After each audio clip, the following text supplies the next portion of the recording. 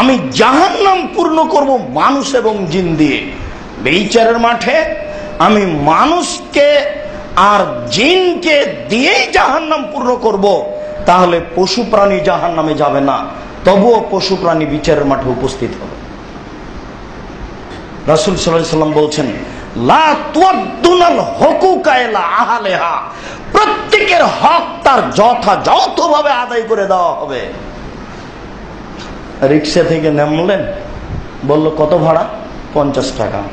এক থাপ্পড় লাগিয়ে দিলেন, বেটা এইটুকু রাস্তায় 50 টাকা ভাড়া হতে পারে? এটার বিচার হবে, খুব কঠিন ভাবে হবে।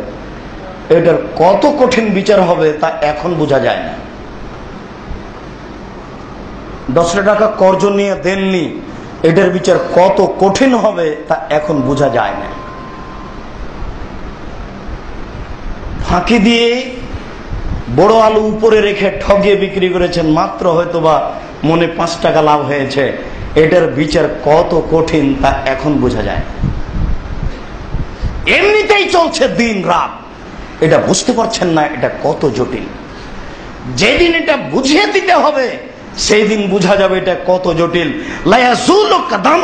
আদম হাত্তা ইসলান খামস, বিচারের মাঠে আদম সন্তানের পাকে নড়াচড়া করার মতো কোনো সুযোগ দেওয়া হবে না, পাটা হিলাতেই পাবে না, যতক্ষণ পর্যন্ত 5টা জিনিস তাকে জিজ্ঞাসা না করা হয়েছে।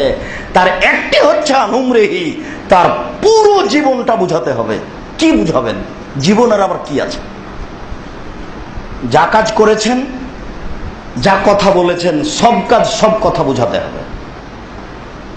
অট্টহাসি হাসলেন, জুমার খুতবা শোনার পরে বাড়ি থেকে বের হয়ে বাড়িতে ঘরে গিয়ে দুলা ভাইয়ের সাথে কথা বলছেন, ওটা তো সহজ হয়ে গেল, এটা বুঝাতে হবে না মনে করছেন? জুমার খুতবা শোনার পরে মসজিদ থেকে বের হওয়ার পরে পরে ইমান উড়ে কোথায় চলে গেছে, দেখা যাচ্ছে যে রাস্তার পাশে আর একজনের সাথে বসে আছেন, এটা বুঝাতে হবে না মনে করছেন? খুব কঠিন।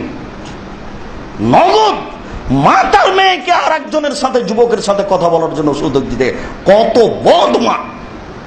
ওর মা হয় ঠিক হয়নি, ওর মা হওয়া উচিত হয়নি, ও কেন বিবাহ বসতে গেল? লজ্জাহীন মহিলা। ভাবে কিও বিচার কত কঠিন, আপনাকে বিচার বুঝানো মুশকিল। রাসূল সাল্লাল্লাহু আলাইহি সাল্লাম বলেন, আদম সন্তানের ছেলে মেয়ে নারী পুরুষের পাকে নড়তে দেওয়া হবে না। 5টা জিনিস জিজ্ঞাসা করার পূর্বে তার একটি হচ্ছে তার পুরো বয়স বুঝিয়ে দিতে হবে। ওয়ান স্বাভাবিকই তার যৌবন জীবন বুঝাতে হবে। যৌবন জীবন তো পুরো বয়সের মধ্যে আছে, আল্লাহ রাসূল যৌবন জীবনকে আবার টেনে বের করলেন কেন? পুরো বয়সের মধ্যে সবচেয়ে বিপজ্জনক জীবন হচ্ছে যৌবন জীবন, যেখানে মানুষ জেনায় জড়াতে চায় আর যেখানে মানুষ হারাম টাকা উপার্জন করতে চায়। বয়স তো ৭৭ হয়ে গেছে, এখন আর জেনা কি করবে?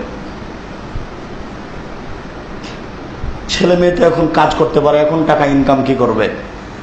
যেদিন মানুষ যৌবন জীবনে থাকে সেদিন টাকা ইনকাম করতে না পারলে মাও ভালোবাসে না, বউ তো বহু দূরের কথা।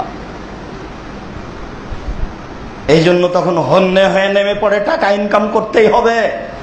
আর মানুষের জীবনে সবচেয়ে লোভনীয় বিপজ্জনক বস্তু হচ্ছে নারী। যৌবন জীবনে তাকে বিপদে ফেলার, ঠেকিয়ে দেওয়ার সবচেয়ে বস্তু হচ্ছে এটাই, যার জন্য কোটি কোটি নারী পুরুষ মোবাইলে জেনা করছে, নিয়ে ব্যস্ত, যেটা একদিন সহজ ছিল না। কি দিয়ে বুঝাবেন? বুঝানোর জন্য প্রস্তুতি নেন, তা চলে এসেছে, তা চলে এসেছে। কতক্ষণ আপনি সময় বেঁচে আছেন এ ব্যাপারে আপনি নিশ্চিত নন। রাসূল সাল্লাল্লাহু আলাইহি সাল্লাম বলেছেন, কেউ যদি সকাল করে ফেলে তাহলে সন্ধ্যা পর্যন্ত বেঁচে থাকবে, এটা যেন মনে না করে। কেউ যদি সন্ধ্যা করে ফেলে